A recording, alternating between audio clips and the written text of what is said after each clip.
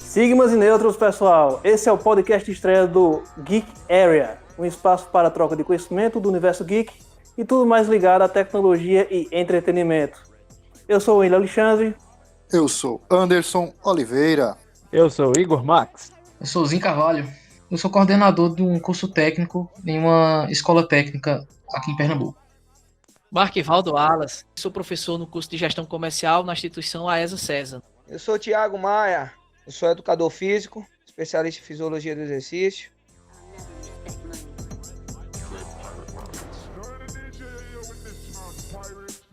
Primeira coisa que eu queria saber de vocês, assim, é o que você estava fazendo quando soube da pandemia?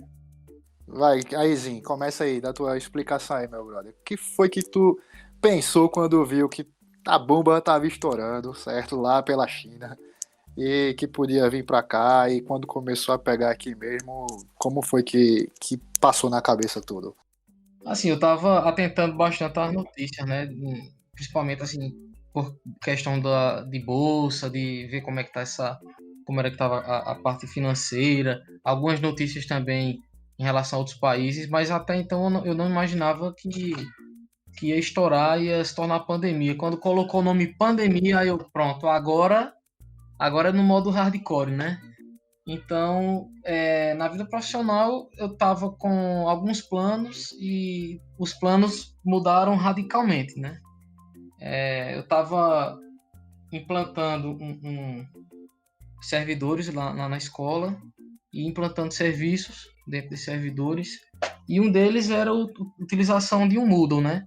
Que era para abrigar os projetos integradores, que é um projeto que é trabalhado durante 3 anos, tal como o TCC, mas com algumas diferenças, né?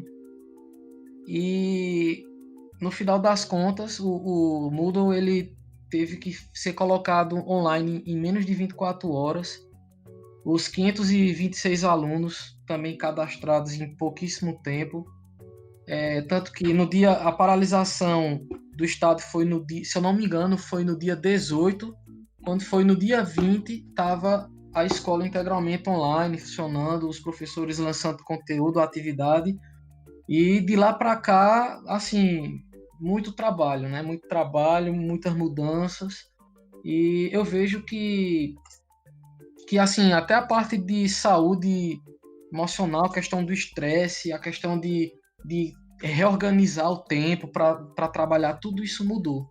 Né? Eu acredito que em outras profissões, não só na parte da educação mudou, eu acredito que todas as profissões mudaram, né? Sem dúvida foi assim, essa questão de não acreditar que chegava aqui, né? Porque nós, pelo menos, nunca vivenciamos isso. E assim, ninguém imaginava, isso é doença que fica para lá, não tem chance de vir para cá, que nem já aconteceram muitas outras doenças que ocorreram, né, pela China mesmo, pela parte asiática, vira e mexe tem. Acho que pela densidade populacional é mais fácil, inclusive. Mas, bicho, é meio complicado mesmo. E tu, Marquivaldo, como é que tava, velho? Como é que foi a situação, assim? Porque depois que passou da Europa, eu vou falar pra vocês, dá um cagaço, certo? Dá um cagaço, comigo mesmo deu um cagaço. Eu falei, vai vir lascando. Mas e aí, Marquivaldo, conta aí pra gente como é que foi contigo. Eu tô vendo agora que foi a história da gente tudo parecido. Antes mesmo, eu vinha acompanhando o que falou, durou lá na China, mas até então eu vinha no automático. Eu tenho o costume de dizer que eu moro na rua e passeio em casa. Então, quando a gente tá no automático, às vezes a gente só acompanha as notícias, mas não dá tanta importância. Mas eu percebi quando foi para a Europa, como você falou, e quando a gente teve o primeiro caso no Brasil, que se eu estiver errado, me perdoe, foi dia 26 de fevereiro, e mais ainda quando foi em Pernambuco, que foi dia 12 de março. E em seguida, né, o Verde veio com o primeiro caso, e depois com o lockdown, aí foi onde a ficha caiu para mim. Em seguida, as aulas, a empresa aderiu ao home office, porque no início eu pensei que ia ser parecido com a NH1, foi em 2008, que a gente teve, né?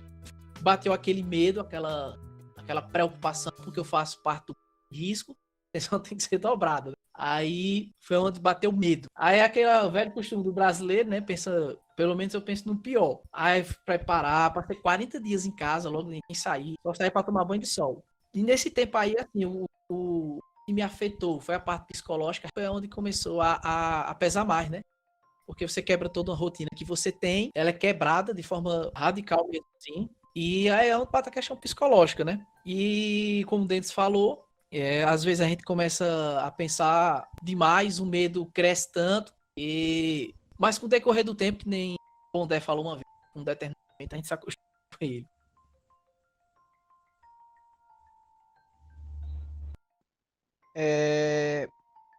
Cara, foi uma pancada, né?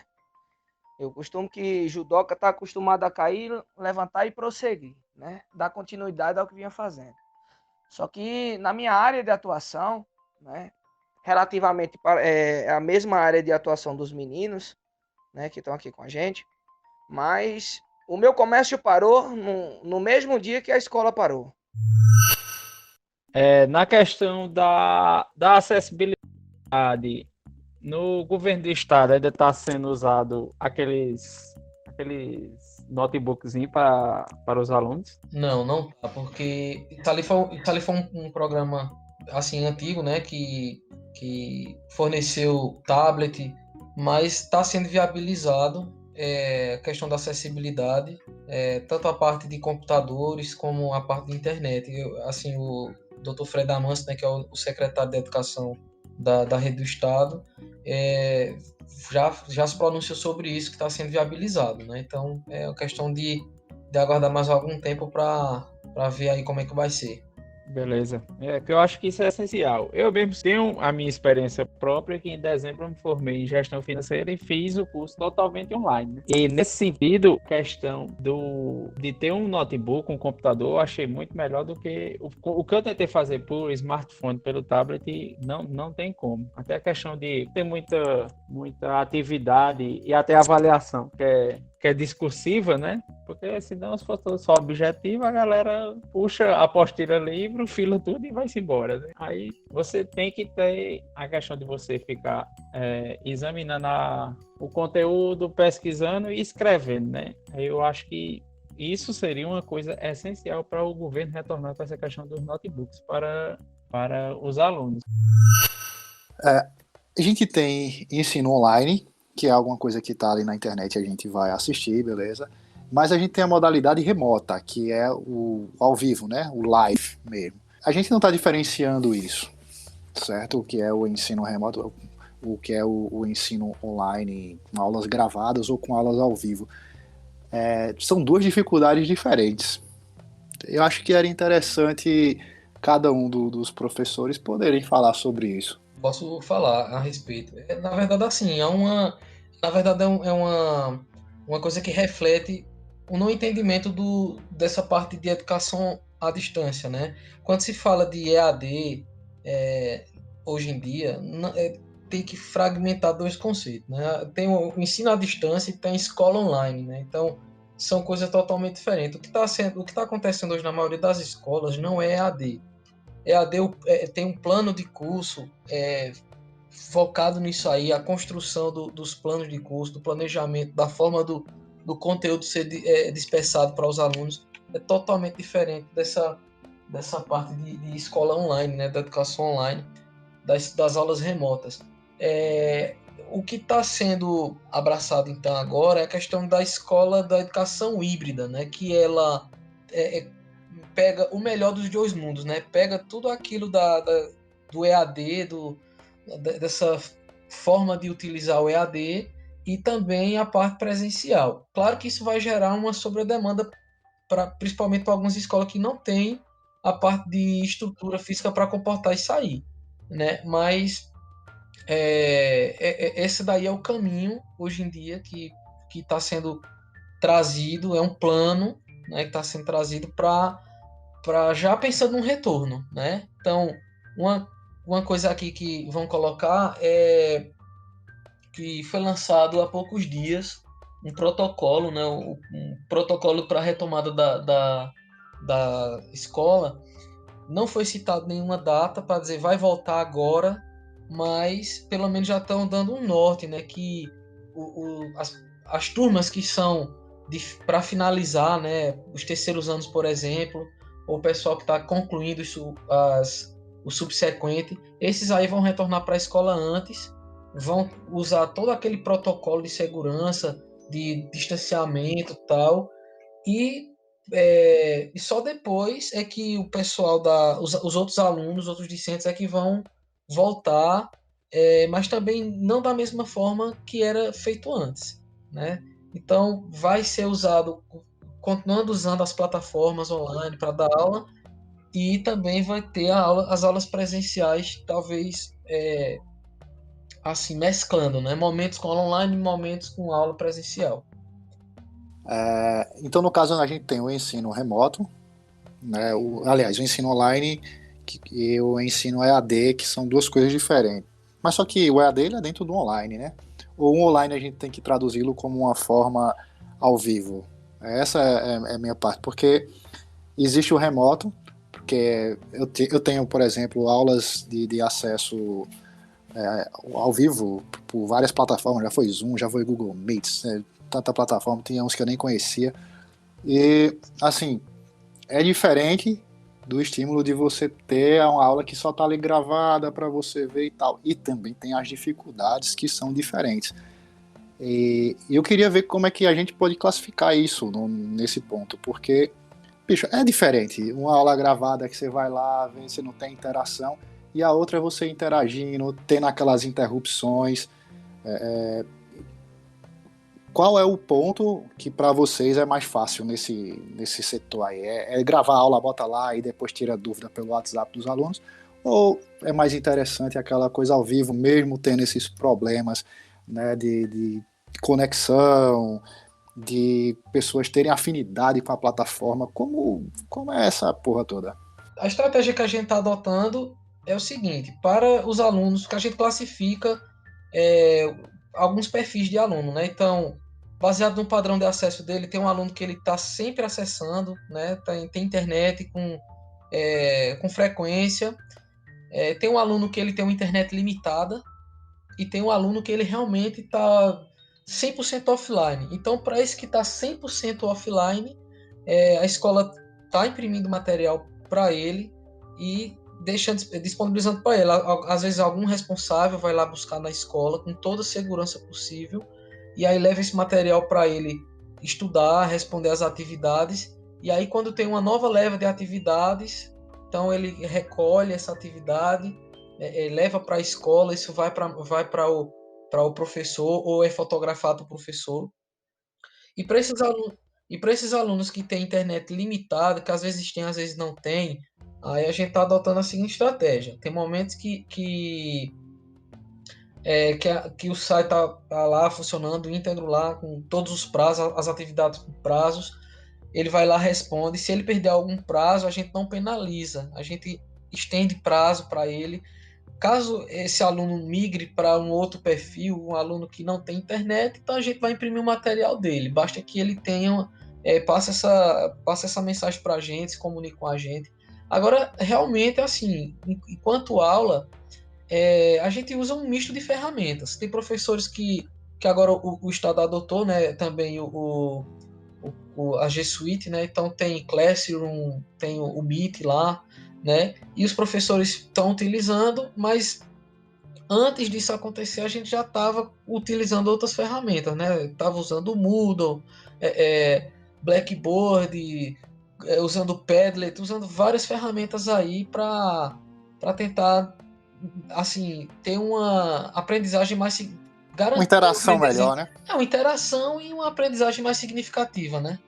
Só pegando a gancho da tua pergunta, eu acho que quando depende muito do público. Por exemplo, você pega pessoas, talvez do meu perfil, que fazem curso online, faculdade, que já tem uma certa noção do que quando você está ali em um determinado ambiente, ou computador, smartphone, eu vou estudar, pode ser uma aula gravada, enfim. Mas você pega o adolescente.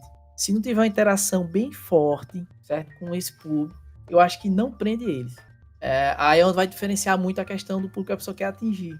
E, tecnicamente, acho que a gravada é melhor do que a quem faz ao vivo, porque você pode editar, isso aqui não ficou legal, né? Vamos mexer aqui, enfim. Só que eu acho que ao vivo e eu trazendo a interação para mim, eu acho que ela é mais divertida, vamos dizer assim. Você tem um feedback na hora, né, também do pessoal. Correto. Você vai surfando com a onda. Eu acho que esse é justamente o diferencial do EAD, né? Como, novamente, levantando a minha experiência própria, já tinha a grade toda pronta, as matérias, as aulas, tudo pré-gravada. Você vai avançando e as coisas vão se abrindo. Mas aí tem a parte que você tem que fazer as provas lá no polo. Aí tem alguns workshops também, que é para cobrir a grade de horário, que também você tem que fazer lá, mas o que sente-se muita falta é justamente dessa interação, de ter a resposta, fica muito dependente do esforço próprio. Aí voltando aqui para casa, minha filha também estava cursando design gráfico tinha começado esse ano na FAVIP, antes da pandemia, aí passaram quase todo o conteúdo e as aulas para online. Ela está tendo muita dificuldade porque justamente adolescente e tudo mais não é a mesma coisa. Você, quando é adulto, você senta lá, você quer aquilo, você vai se dedicar. Eu acordo cedo demais, eu estudava entre as 5h30 da manhã até as 7h30, todos os dias. Mas aí para um adolescente que quer muitas coisas na vida, tudo ao mesmo tempo agora, é muito difícil. Eu acho que por isso que o ideal mesmo, ao meu ver, que seja uma mescla mesmo. Você tem o conteúdo EAD já feito lá, mas tem que ter a parte da interação, tem que ter a parte do ao vivo, para justamente ter... Só aproveitando o gancho aí, Igor, que você falou, porque eu digo que depende muito do público que você quer atingir. Porque a gente, que já somos profissionais, enfim, quando a gente tem a ideia, vou para a escola, para a faculdade, enfim, a gente tem a ideia de realmente adquirir conhecimento. Mas quando a gente fala de adolescente, a escola ela não é só isso, ela vai além disso. A interação social, aprender a conviver com os outros, eu aprender a ser inserido na sociedade. Não é só simplesmente português, matemática, geografia, que é a grade acadêmica, né, que a gente tem. Vai além disso. A escola ela vai além disso. Então, por isso que às vezes a interação ela é extremamente importante. Talvez estava sendo o único canto que as pessoas realmente estavam interagindo, né? Que era na escola. Porque em bar o pessoal sempre estava focado em estar vendo o celular, você vai se reunir com o pessoal, às vezes é só celular. Na escola, faculdade, pelo menos, existia um tanto disso aí de interação ainda, principalmente quando é o público de menor de idade, né? Haja vista, não pode beber. E assim, eu tenho um filho que ele tem 6 anos e ele tem uma dificuldade enorme, assim, de participar e de interagir nas aulas, porque cada criança tem o seu tempo. Então, no caso dele, esse meu menino, o que é que acontece? A professora, na melhor das intenções, ela ainda não conseguiu atingir o ponto sensível do aluno para poder prender a atenção. Ela consegue em alguns momentos, mas na maioria do tempo, assim, a criança fica um pouco dispersa.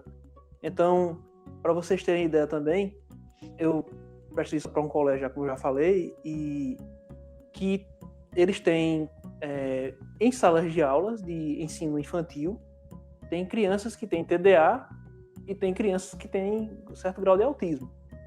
E aí, como é que faz com essas pessoas? Como é que você consegue atingir esse público? É um desafio muito grande, porque na sala de aula o professor tem o tato, tem a forma de falar, de certa forma passar o carinho, de ter a compreensão, mas quando passa para um ambiente totalmente virtual, você não tem condições de manter isso aí, não é verdade? Então eu comecei a fazer um trabalho, né, pioneiro, que é o treinamento de judô online. E aí vieram os pontos positivos e os pontos negativos. Eu trabalho com crianças a partir de 1 ano e meio até 3 anos e meio, a primeira turma, a outra turma crianças de 4 anos a 6 anos, a terceira turma de 7 a 12, e aí o judô entre adolescentes e adultos. Então, o ponto negativo é que quando a gente instalou a questão das salas, né, para fazer a aula, os pequenininhos não entendem, né, e começavam a se emocionar, a chorar, a querer ver tio Tiago, a querer estar junto. Então, foi uma das barreiras que eu enfrentei pela questão emocional, é não conseguir atingir esse público. Hoje eu faço esse atendimento né? E eu só consigo atingir uma pessoa nessa faixa etária. Ô, William, tem uma. Também puxando o gancho aí do que você falou. É aí onde requer uma mudança muito grande também em relação ao pai. Porque a gente sabe que em muitos casos os pais colocavam o filho lá na escola e muitas vezes não se responsabilizava pelo que estava acontecendo. Então agora requer mesmo que todos os pais tenham esse cuidado de ver o que é que o filho está fazendo, de tentar ajudá-lo e de proporcionar essa também interação, porque é uma tarefa que não consegue ser completada só pelo professor, né? Então, as equipes gestoras das escolas estão fazendo muitas reuniões e convocando os pais para participarem, justamente para garantir essa afinidade, né? Para dizer assim, ó, seu filho precisa de você nessa hora. Quando ele estiver estudando, senta ali com ele, né? Conversa com ele, pergunta o que é que ele está precisando. Se for uma questão de interatividade, a gente, assim, até me impressiono com os professores de educação física que estão lançando até atividades no formato desafio lá no Instagram, para ver se o aluno para ver se consegue alcançar esse aluno de alguma forma. Mas se também não tiver a ajuda do pai, da mãe ali perto, e conversando, interagindo, gerenciando isso, aí realmente fica difícil, né? Assim, Meu amigo, se deixar um menino é só Minecraft, velho. É só Minecraft. Só Minecraft. E agora que você deu o Xbox a ele, né? Deu não, ele tomou. Não, dei não, eu emprestei. Aí fica difícil de competir, né, com a escola. William, olha. Não, mas veja só, peraí, eu conversei com ele já tá tudo certo, ele não tá pegando em celular, em videogame, não tá vendo canal de gamer no YouTube, porque eu conversei com ele, pô, tem que botar moral, rapaz, eu tô aqui pra botar moral nesse negócio. Mas claro, claro.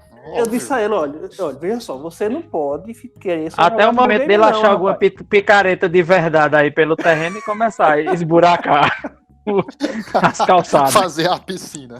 Tá, poxa.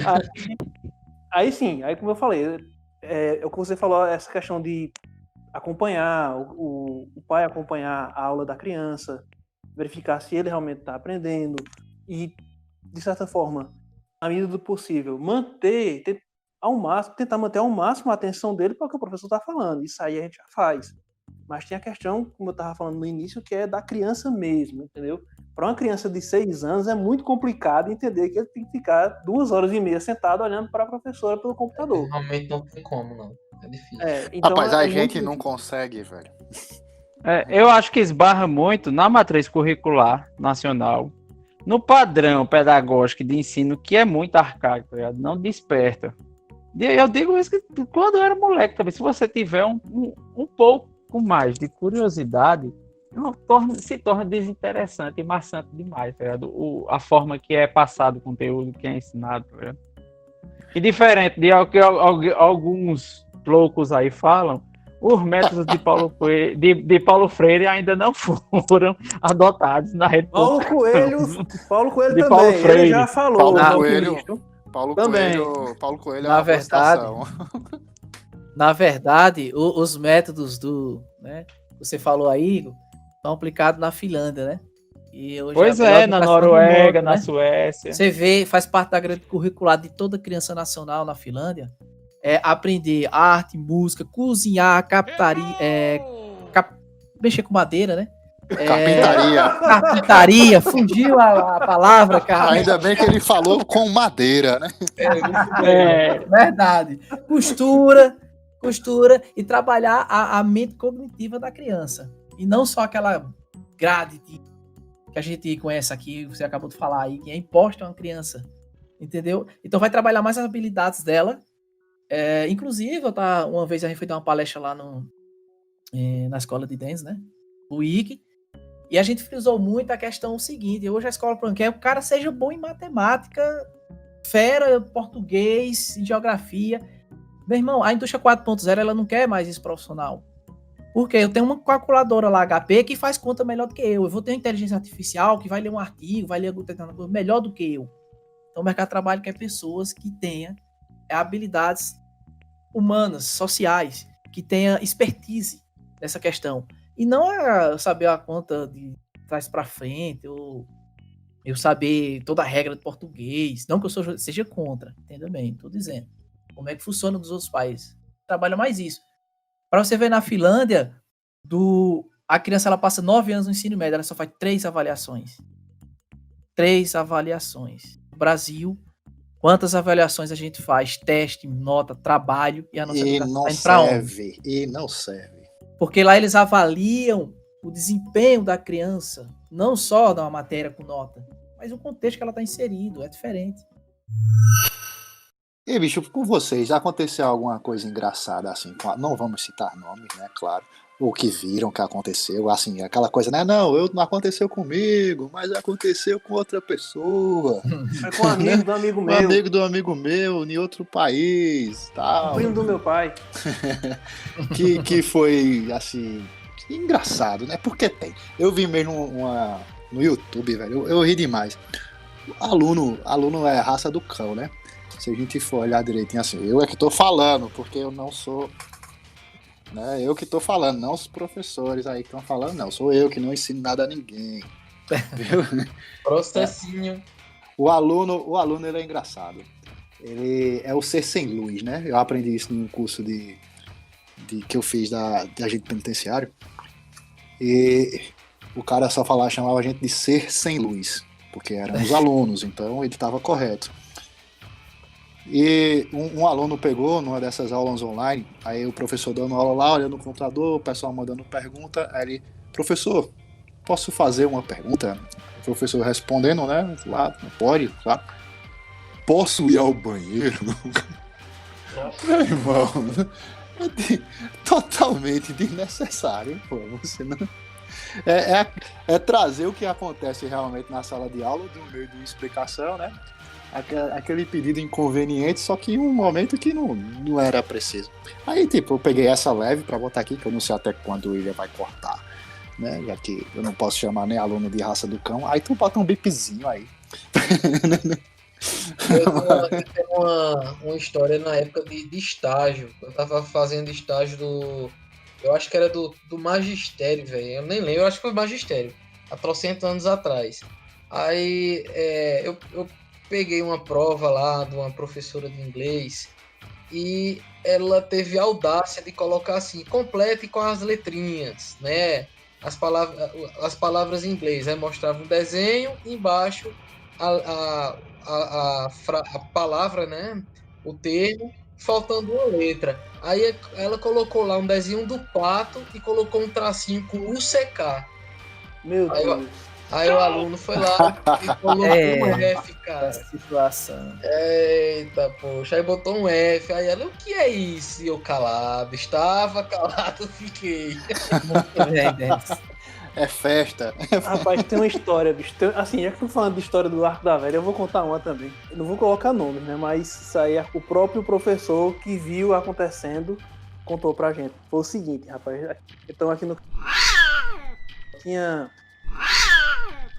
Ela era uma coordenadora religiosa. Aí, bicho, teve um aluno lá, filho do empresário aqui da cidade, que eu sei que o professor tirou ele da sala de aula. Porque o moleque tava bagunçando, né? O moleque já no primeiro ano já. Aí o moleque disse, então assim é foda, meu irmão. Eu tenho que sair mesmo, tá? Tem que sair, tá? Tem que sair. Então o rapaz, muito choroso, pegou, saiu da sala, aí foi lá se aconselhar com o... Ele disse, não, ele achou ruim porque eu falei a palavra foda na sala de aula. Foda, eu não sei o que é. O que é foda?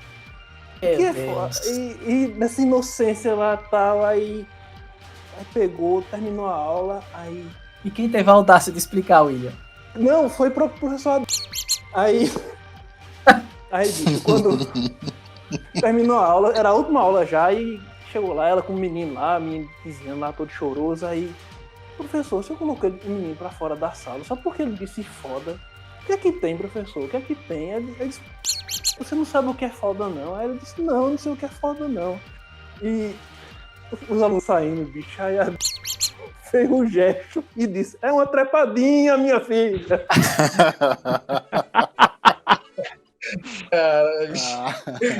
Ai, ai, ai, ai.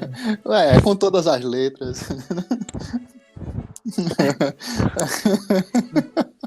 Pronto, lá vou eu com o meu caos. Que não deixou de ser uma aula no começo desse mês, quando já estavam se pensando nessa questão da flexibilização aqui no estado. Teve uma conferência do governador com os prefeitos. Aí foi pelo Zoom. Aí eu tive que ir para a prefeitura no sábado, ficar lá do lado da prefeita.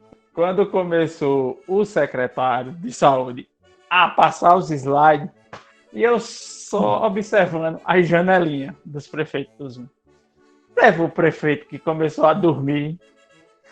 Teve outro prefeito que se levantou com o celular e com a câmera aberta, abriu uma cerveja e começou a tomar. Poxa.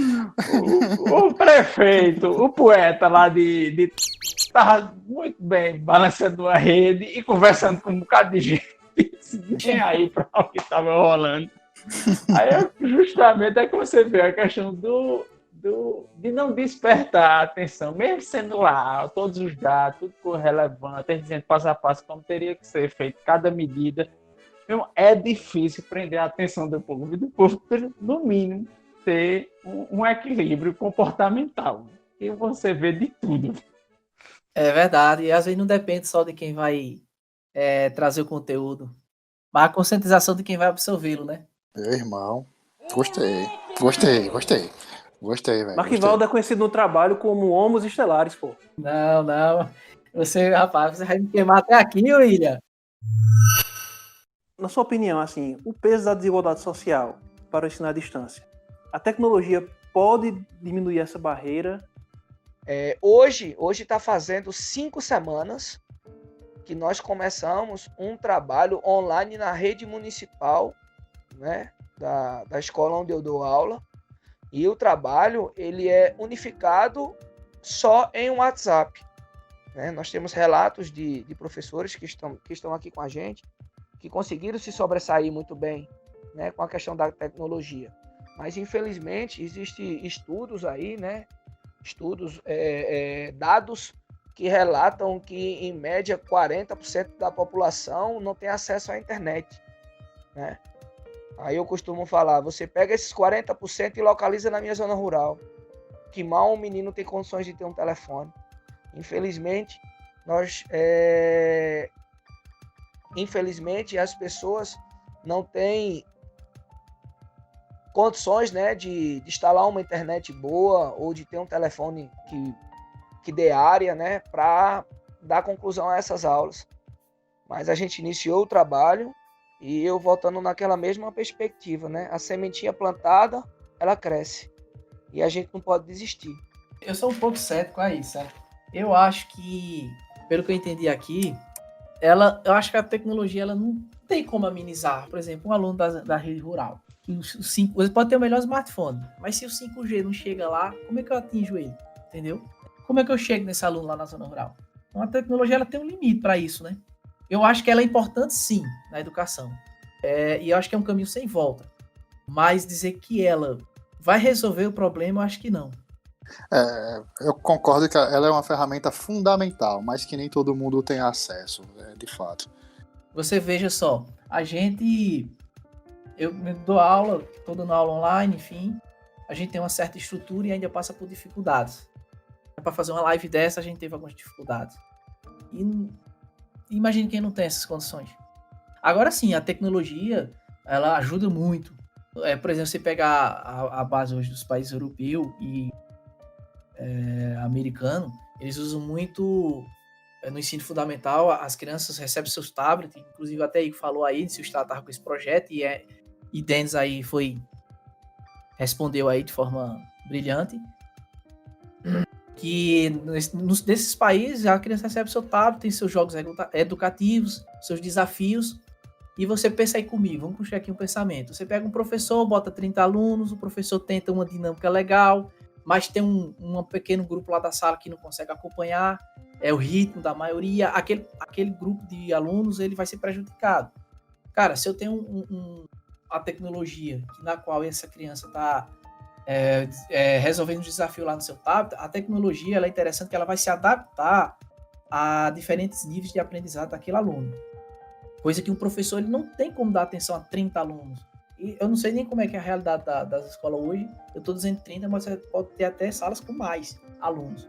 Como é que você dá atenção a isso? Então, humanamente é impossível. Então, nesse aspecto, eu acho que a tecnologia ela sai na frente.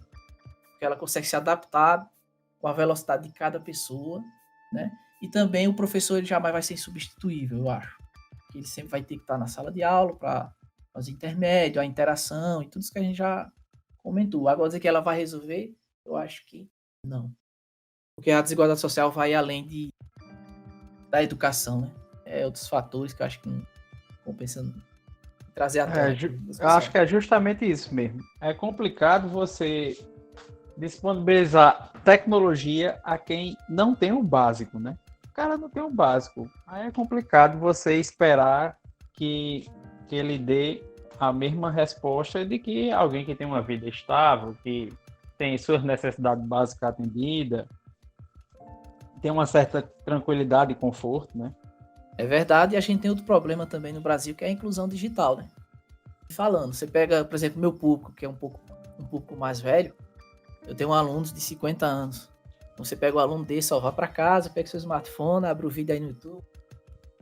É difícil. Então tem esse lá também da inclusão digital, que não foi trabalhada no Brasil. E a gente pensa que é poucas pessoas, mas são muitas. Eu acredito que tem que haver uma priorização de políticas públicas, cara, para alcançar esse pessoal que realmente não tem condição. Enquanto isso não acontecer, a tecnologia ela vai suprir uma demanda, mas não vai completamente, né? Vai ter muita gente aí que vai ficar de fora e a desigualdade vai ficar grande. Eu concordo completamente aí com a fala de Mark Waldo. É isso mesmo, né? A desigualdade tem que ser diminuída, né? Com políticas públicas, cara. O Estado, enquanto não assumir esse papel aí realmente de criar dispositivos para diminuir o sofrimento de alguns alunos aí que não tem um computador, não tem internet, às vezes não tem nem comida em casa. Essa é a realidade mesmo, sabe? Tem alunos que não tem comida, cara. E isso é muito triste. É verdade, eu tive a experiência de dar aula na escola técnica em Sertânia e muitas vezes eu tinha experiência de alunos, eu só vim para cá, professor, mesmo porque para mim fazer a refeição, porque em casa não tinha, cara. Então por isso que eu digo, a escola, quando a gente é, sei lá, das antigas, a gente é um pouco meio, eu também vim de uma escola particular, então eu tinha, né, na minha mente, então, a escola é só para ir aprender, enfim, mas hoje a escola pública ela vai além disso. Não só de chegar lá, engolir uma matéria, grade, enfim, passar na prova. Mas ela tem esse papel que o Denis falou, da alimentação, nível, sociedade. Os pais às vezes não participam realmente. Tem dificuldade de ir para as reuniões, agora mais do que nunca. Mas isso é uma cultura, né? Vem. E por isso que eu digo, a tecnologia professora não vai resolver. Rapaz, assim, tirando a mãe de Igor, que é professora, eu desafio, assim, qualquer mãe dos anos 80 ter ido para uma reunião de pais e mestres. Minha mãe nunca foi. A minha também não ia, não. Dizia que aquilo era besteira e não ia, não. A minha ia e depois eu levava umas broncas. Parabéns, Anderson. A minha ia e dizia, se me reclamaram, você tá lascado. Rapaz, tá, Dona Carminha, eu sei que se ela não batesse, seu Adelso batia, viu? Ali, meu amigo, eu fui uma vez na casa de Denis. Eu vou abrir esse adendo aqui, Denis. Eu tenho que abrir esse adendo. Era o verão, Não certo? faça isso. Ibuíque. Processinho. Verão em Ibuíque, aqueles plenos 30 graus, mais agradável, já que é uma cidade alta, né? A gente vai lá na casa de Denis. Isso aí é inverno em Teresina, viu? A gente chega lá, né, os amigos de Denis na casa para visitá-lo, ele parecia que estava meio resfriado, que era uma coisa comum entre quartas e sextas-feiras sempre, né? Denis toda semana estava resfriado. E Denis foi atender a gente, obviamente, lá na porta, tudo. Meu amigo, esse homem porque andou de meias dentro de casa, sem calçar a chinela, porque estava gripado. Mas eu saí de lá com um peso na consciência tão grande. Uma havaiana de pau. Porque Dona Carmen olhou assim e disse: você quer piorar, você passou a noite doente. Não faça isso, não. Eu olhava assim: meu Deus, eu matei Denis. Eu não posso mais fazer isso. Bicho, assim, nós todos aqui somos meio que grupo de risco, né? Uma parte, o William eu sei que é, ele com sua bombinha. Eu tenho hipertensão, Denis também. Tu sei hoje, Denis, como é que tá? Tu tem uma melhorada de saúde, porque tava meio ruim o tempo. Eu já tô vida louca, rapaz. Nossa senhora, já tá tomando suco gelado. Eu não tomo leite, mas o resto. Como eu falei, Denis ele tem um problema na válvula. Acho que os meus sempre foram psicológicos e psiquiátricos. Muito bem. Verdade. Isso aí não faz mal na pandemia, não. Isso é besteira. Por mais que os professores, como o Denis falou, que vão tomar os devidos cuidados sanitários, de ter o distanciamento e tal, mas a gente tá falando de adolescente, né, pessoal? Assim, não tem condições do cara... vai ser o Estado que vai dizer que não, o molequinho ali ele não pode ficar com a menina porque ela ali tá tudo certo, tá tudo massa, ela tá isolada também, tá tudo certo. Eu acredito assim que o aluno, o nosso público, né, assim, ele tá pouco ligando para isso aí. Então, aí vem a pergunta também, mais uma pergunta por cima. Denis, os alunos, como é que eles estão? Eles estão preocupados? Eles estão ligando para isso aí? Eles estão pensando nos mais velhos? Como é que é? Mas assim, são muitos alunos, né? São 526 alunos e nós temos primeiro, segundo, terceiro ano.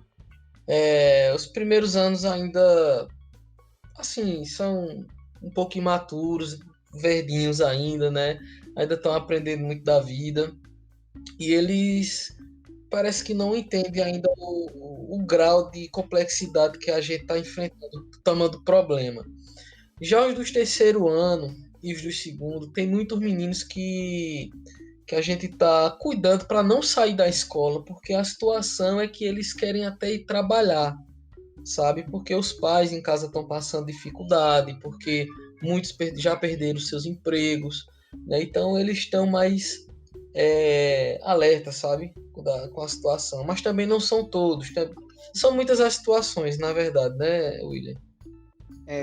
Relacionando esse tópico, né, vai ser um grande desafio. Um grande desafio para a gente, para nós que somos professores, né, um grande desafio para os alunos em relação à questão cognitiva, que é a questão do medo, né, de contrair o vírus. Porque, querendo ou não, ele é um vírus invisível e a gente sabe que a aquisição dele é de acordo com no ar, né, respiratório, né, ou no contato. Então, muitos protocolos eles têm que ser elaborados, né, para que a gente possa trabalhar com segurança e dar segurança à nossa clientela. Querendo ou não, o público específico de risco são idosos e crianças. Então, uma das coisas que vai influenciar bastante é a questão do compromisso do poder público. Eu vou ser bem sincero a você, a sociedade em si não está fazendo seu papel, quanto mais adolescentes. Essa é a questão, entendeu? Bicho, eu tava pensando nisso, velho. Adolescente pensa em nada, meu irmão. Adolescente Nada. quer que o mundo se exploda. Nada. Como é que eu digo para uma criança do tamanho de Tiago, por exemplo, vai para a sala, ele quer brincar, quer ver o amiguinho dele, quer bater, compartilhar, ele quer viver na escola. Como é que você diz para uma criança ficar aí sentado, longe, 1,5 metro do teu colega? Não tem condição. Aí tu vai para um adolescente lá, flor da idade, né? Nem Igor falou, quer tudo ao mesmo tempo, ganhar o mundo, se acha, né, todo poderoso, quer ir namorar, você vai para uma sala de aula, é muito difícil, não tem como. Talvez o curso superior até tenha, entre aspas, mas a sociedade em si não está comprando a ideia, né, do isolamento social, quanto mais os adolescentes. Por isso eu vou até mais além. Por isso que eu acho que talvez não seria o momento de voltar ainda essas aulas. Eu acho. Eu acredito que o ano letivo ele vai ser complementado com 2021, porque não tem condições de voltar à escola agora. Pode ser até que tenha uma retomada, mas com certeza vai ter um número crescente aí de contágio e vai voltar de novo, como em outras regiões aconteceram. Assim, eu sei que o mais importante não é a quantidade de horas, mas é o aprendizado do aluno, né? Eu sei disso, mas a gente tem que fazer a coisa de forma segura, a gente tem que, quando tiver as consultas públicas, como está tendo agora, a consulta pública do Estado, a sociedade toda deve participar para ter essa reavaliação em relação a voltar para a escola, a não voltar para a escola. É uma situação muito preocupante, muito preocupante. Eu acredito que vai ter muitos pais que não vão deixar seus filhos ir para a escola mesmo com a retomada.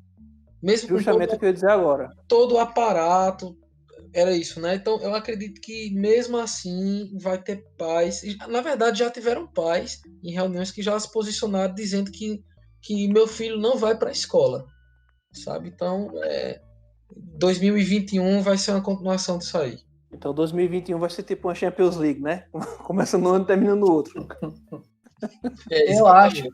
Eu acho que a linha de raciocínio seria essa que o Denis falou.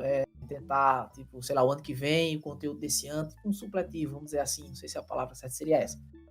Mas dar uma mesclada no conteúdo. Por quê? Cara, vamos pensar aqui. Qual o bem maior que o nosso contrato social traz? É zelar a vida. Educação, segurança, isso aí vem, né? Os degraus abaixo das prioridades no papel do Estado.